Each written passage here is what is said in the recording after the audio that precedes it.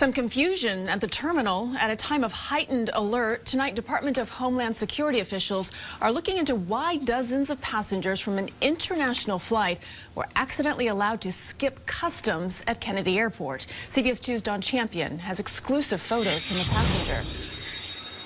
In this photo, you can clearly see the confusion on the faces of Delta Airlines Flight 3 passengers. The flight from London's Heathrow Airport landed at JFK just before 8:30 Monday night. Once at the gate, instead of Delta sending the 54 passengers on board to Immigration and Customs, which is required, they were mistakenly allowed to bypass the process altogether.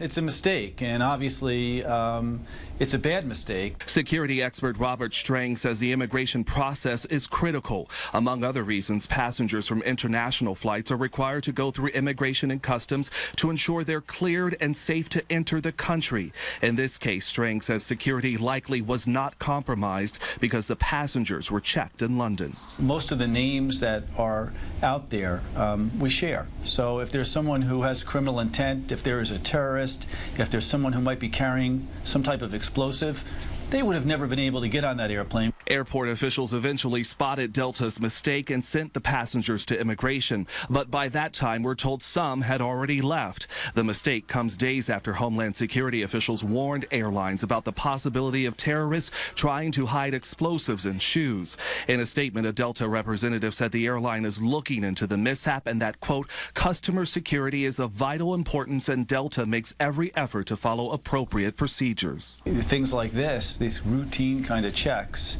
you know, you really have to stay on top of it because you don't want to have something happen where somebody does slip through.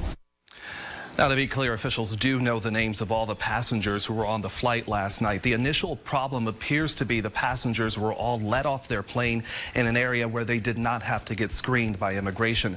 The photos of passengers we used in this story were given to us by the husband of a CBS employee who was on that flight. Maurice. Okay, Don, thank you.